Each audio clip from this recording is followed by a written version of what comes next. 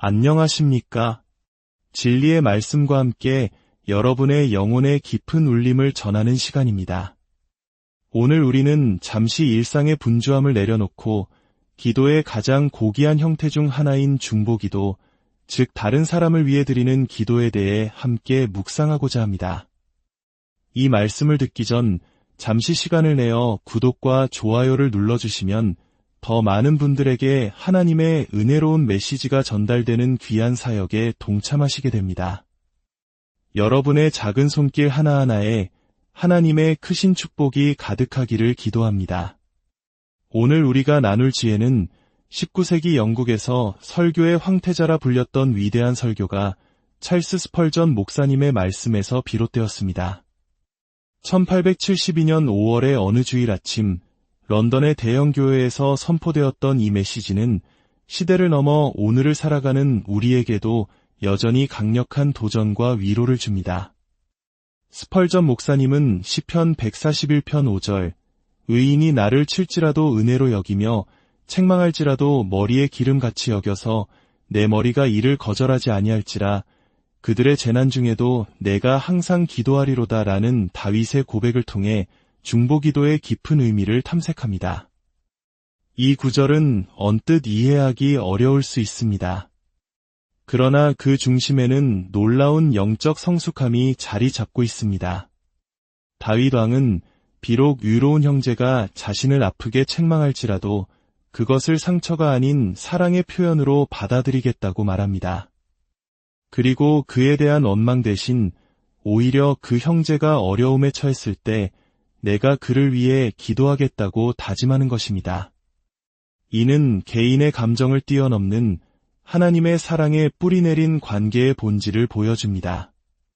다윗이 이처럼 다른 성도들을 위해 기도하는 것을 당연하게 여겼다는 사실은 그가 평소에 늘 그들을 위해 기도하는 습관을 가졌음을 증명합니다. 오늘 우리는 바로 이 중보기도라는 거룩한 의무이자 특권에 대해 두 가지 측면에서 깊이 살펴보고자 합니다. 첫째는 성도들을 위한 중보기도이며, 둘째는 아직 하나님을 알지 못하는 이들을 위한 중보기도입니다. 먼저 하나님의 백성, 즉 우리 형제자매들을 위한 중보기도의 의무에 대해 이야기해 보겠습니다. 이것은 억지로 해야 하는 무거운 짐이 아닙니다. 오히려 우리 안에 새로운 생명이 시작될 때 자연스럽게 피어나는 본능과도 같습니다. 우리가 예수 그리스도를 구주로 영접하고 거듭나는 순간을 기억하십니까? 성령께서 우리 안에 새로운 본성을 창조하셨을 때 누구의 가르침이 없어도 우리는 자연스럽게 다른 사람을 위해 기도하기 시작했습니다. 예수님께서 가르쳐 주신 기도 역시 나의 아버지가 아닌 하늘에 계신 우리 아버지로 시작합니다. 우리의 첫 믿음의 부르짖음부터 이미 나를 넘어선 우리를 포함하고 있었던 것입니다. 새롭게 회심한 영혼이 가장 먼저 드리는 기도 중 하나는 자신을 예수님께로 인도해준 사람을 위한 기도일 것입니다. 자신을 구원으로 이끈 목사님이나 전도사님 혹은 믿음의 선배를 위해 기도하는 것을 잊는 사람은 없습니다. 또한 갓 자유를 얻은 영혼은 얼마 전까지 자신이 갇혀있던 그 절망적인 상태에 여전히 머물러 있는 다른 이들을 위해 간절히 기도하게 됩니다. 주님, 갇혔던 제 영혼을 풀어주셨으니 저의 동료들 또한 풀어주소서. 주님의 구원의 그 감미로움을 다른 이들도 맛보게 하소서. 이것은 우리 안에 내주하시는 성령께서 하나님의 뜻을 따라 성도들을 위해 친히 간구하시기 때문에 일어나는 자연스러운 현상입니다. 중보기도는 하늘에 속한 본성의 본능이며 동시에 하나님의 택함받은 가족에게 주어진 법도입니다. 우리는 모두 예루살렘의 평화를 위해 기도하라는 명령을 받았습니다. 서로 사랑하라는 주님의 새 계명은 우리가 서로를 위해 기도할 것을 요구합니다. 만약 형제를 위해 단 한 번도 기도하지 않으면서 그를 사랑한다고 말할 수 있겠습니까? 형제자매의 슬픔과 가난, 유혹과 마음의 짐을 보면서도 그들을 위해 하나님께 부르짖지 않는다면 그것은 진정한 사랑이라 할 수 없습니다. 우리는 그리스도 안에서 단순한 형제 관계를 넘어 그분의 몸을 이루는 각 지체들입니다. 우리 몸의 한 부분이 아프면 온몸이 고통을 느끼듯 교회 안에 한 성도가 약해지면 교회 전체가 그 영향을 받습니다. 반대로 한 성도가 은혜 안에서 성장하면 그 풍성함은 공동체 전체의 영적 자산이 됩니다. 우리는 이처럼 서로에게 깊이 연결되어 있습니다. 그러므로 서로를 위한 기도는 선택이 아닌 필수입니다. 기도하지 않는 성도는 몸 안의 썩은 뼈와 같아서 머지않아 다른 지체들에게 슬픔과 위험이 될 것입니다. 우리 중 누구도 그런 존재가 되어서는 안 됩니다. 또한 우리 자신이 바로 다른 사람의 기도를 통해 얼마나 큰 빚을 졌는지 기억해야 합니다. 우리 중 많은 이들이 어머니의 기도를 통해 회심의 길로 들어섰습니다. 어릴 적 구원자의 이름을 제대로 발음하지도 못할 때부터 어머니는 우리를 예수님께 데려가 축복해달라고 기도하셨습니다. 주일학교 선생님의 간절한 기도, 목사님의 눈물 어린 기도, 혹은 이름 모를 한 성도의 끈질긴 기도가 지금의 우리를 만들었습니다. 기도를 통해 축복을 받았다면 이제 다른 사람을 위해 기도함으로써 그 은혜를 갚아야 합니다. 거저 받았으니 거저 주어야 합니다. 이슬에 젖은 땅이 풍성한 열매로 보답하듯 우리 또한 교회를 향한 기도로 그 빚을 갚아야 합니다. 이제 중보기도가 얼마나 큰 영예인지에 대해 생각해 봅시다. 우리가 다른 성도들을 위해 기도할 때 우리는 지금 이 순간에도 하늘 보좌 우편에서 우리를 위해 기도하고 계시는 주님, 예수 그리스도와 가장 친밀한 동역을 하게 됩니다. 우리가 죄를 속죄하는 일에는 동참할 수 없습니다.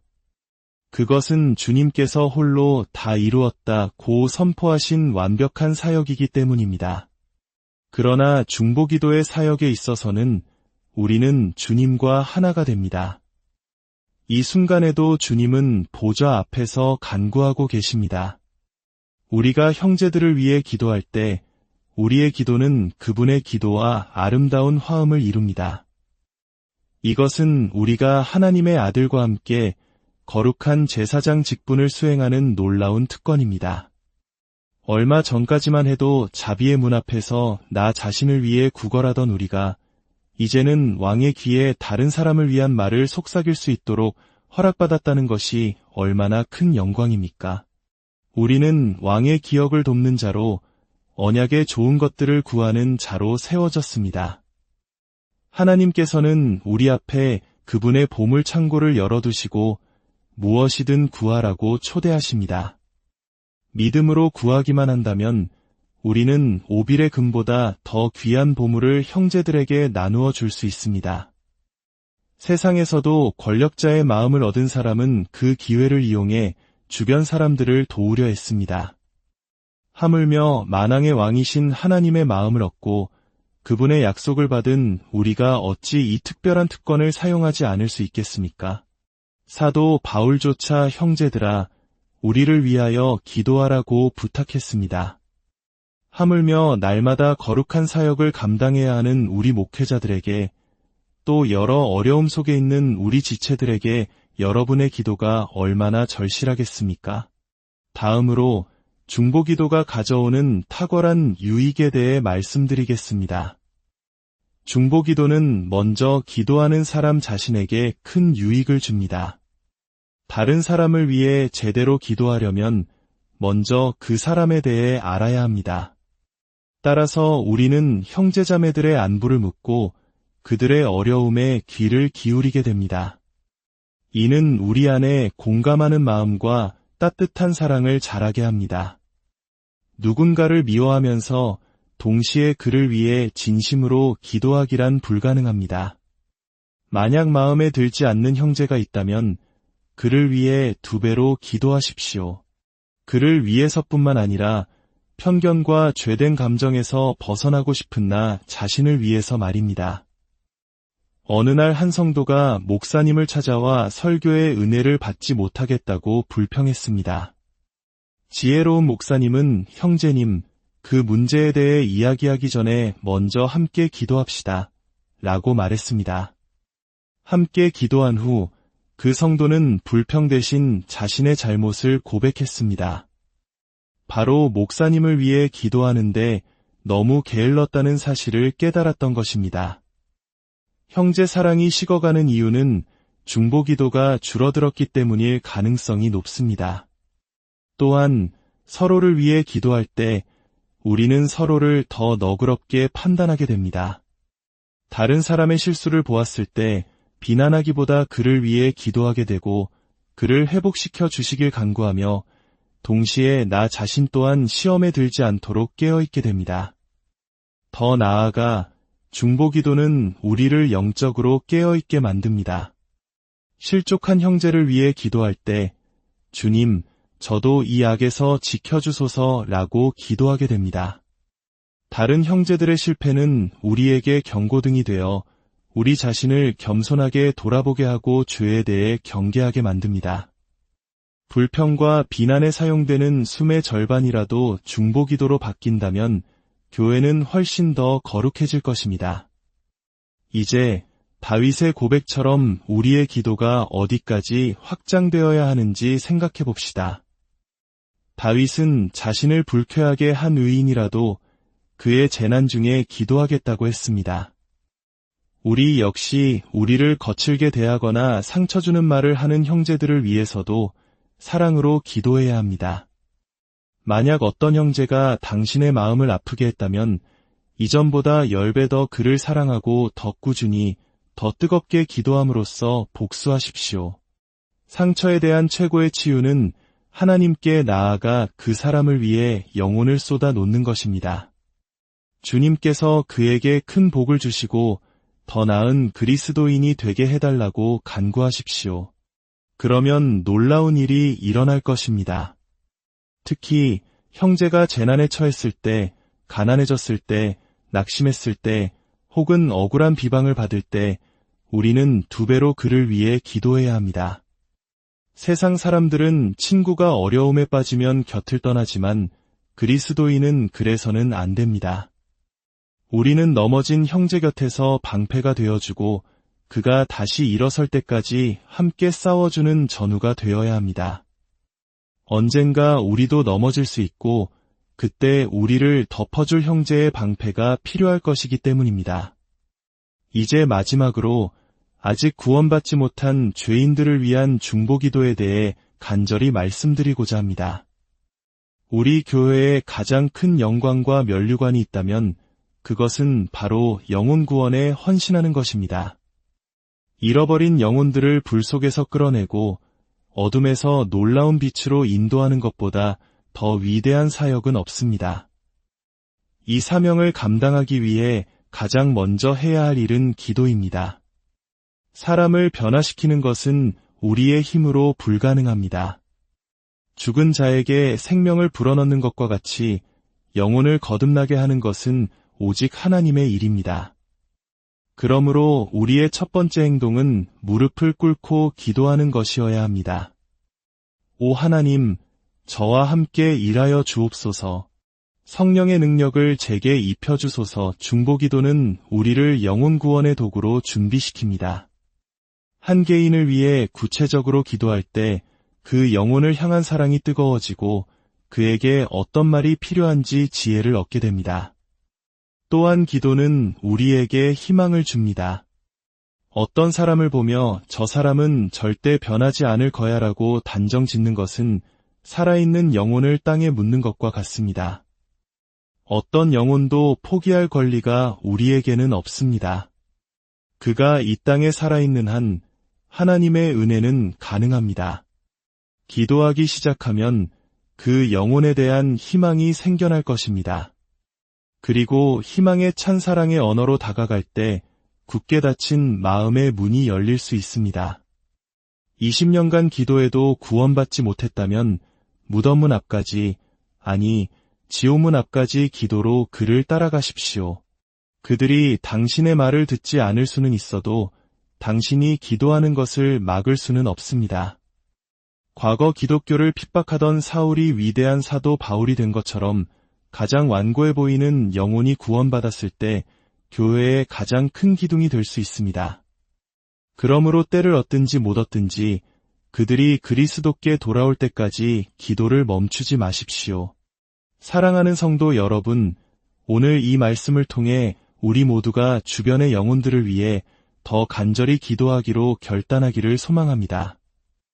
아브라함처럼 이 도시를 위해 중보하고 모세처럼 죄 많은 백성을 위해 하나님의 길을 가로막고 서서 기도합시다. 집으로 돌아가셔서 오늘 오후에는 여러분의 자녀들을 위해 특별히 기도하십시오. 아직 믿지 않는 남편과 아내, 부모님과 형제들, 그리고 이웃들을 위해 간절히 부르짖으십시오. 이 예배에 참석했지만 아직 거듭나지 못한 영혼들을 위해 축복을 간구하십시오. 기도할 대상은 결코 부족하지 않을 것입니다. 한 가지 이야기를 나누고 말씀을 맺겠습니다. 얼마 전 남편 4사람이 아내들의 구원을 위해 함께 모여 기도하기 시작했습니다. 놀랍게도 바로 그 다음 달 성찬주일에 기도에 대한 응답으로 4명의 아내 모두가 주님께로 돌아와 교회에 등록하는 기적이 일어났습니다. 믿는 자에게는 모든 것이 가능합니다. 하나님께서 우리에게 믿음을 주시고 중보기도의 능력을 부어주시기를 원합니다. 오늘 들으신 말씀을 마음에 새기고 이제 우리의 기도가 우리 자신을 넘어 사랑하는 가족과 이웃, 그리고 아직 하나님을 알지 못하는 영혼들을 향해 넓어지기를 소망합니다. 주님의 평강이 여러분과 함께